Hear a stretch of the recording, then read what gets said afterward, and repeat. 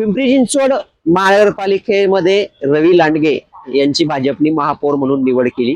मात्र यानंतर पालिकेमध्ये अनेक नाट्यमय घडामोडी घडल्या, नाराजी नाट्य घडलं। पिंपरी चिंचवड महानगरपालिकेच्या महापौर पदासाठी रवी लांडगे यांचं नाव आणि उपमहापौर पदासाठी शीतल उर्फ गोरख शिंदे यांचं नाव भाजपचे प्रदेशाध्यक्ष रवींद्र चव्हाण यांनी निश्चित केलं होतं। तसं पत्रही पिंपरी भाजपला त्यांनी पाठवलेलं होतं। मात्र त्या पत्रामध्ये महापौर पदासाठी रवी लांडगे यांचं नाव येताच मोठं नाराज नाट्य घडलं। उपमहापौर पदासाठी ज्यांचं नाव आलं होतं शीतल शिंदे, ते नाराज झाले आणि पालिकेतून थेट निघून गेले।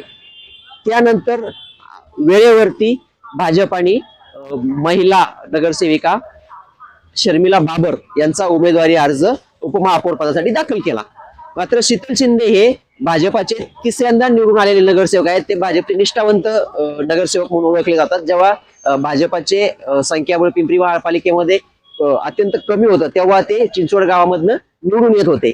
त्यांचं अशी इच्छा होती की त्यांना ऍटलिस्ट महापौर किंवा स्थायी समितीचं अध्यक्षपद मिळावं। मात्र त्या दोन्ही शक्यता नसल्या, दोन्ही पद मिळत नाहीत हे त्यांच्या लक्षात आल्यानंतर त्यांनी ते नाराज झाले आणि महापालिकेतून निघून गेले। यामुळं मोठी चर्चा झाली।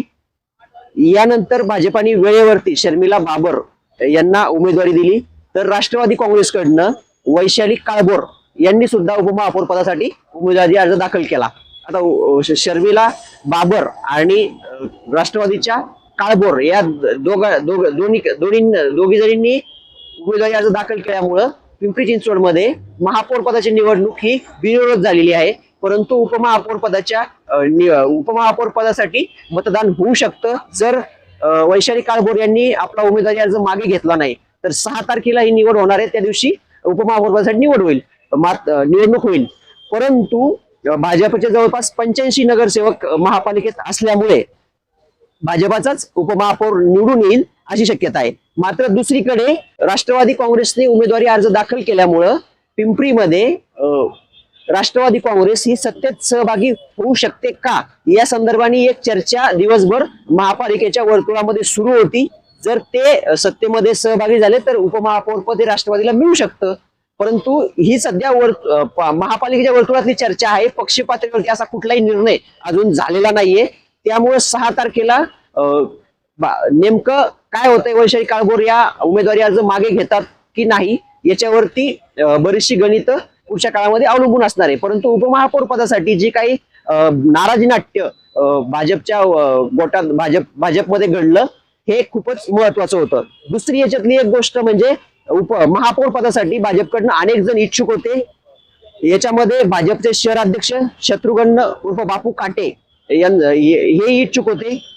परंतु त्यांचं नाव न आल्यामुळं ते नाराज होते। ते महापौर पदाचा अर्ज भरण्यासाठी पालिकेत उपस्थित राहिले नाही, महापालिकेसाठी आले नाही। त्याची एक चर्चा महापालिकेच्या वर्तुळामध्ये झाली।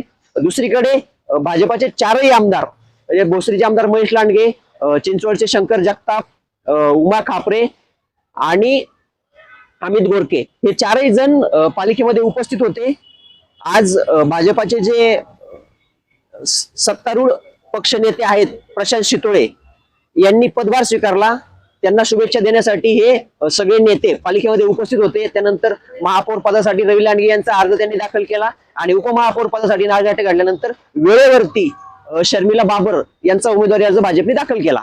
ज्या वेळेला शीतल शिंदे यांनी उमेदवारी अर्ज दाखल करायला नकार दिला त्यावेळी भाजपच्या पुढे 3-4 नावं चर्चेत आली होती।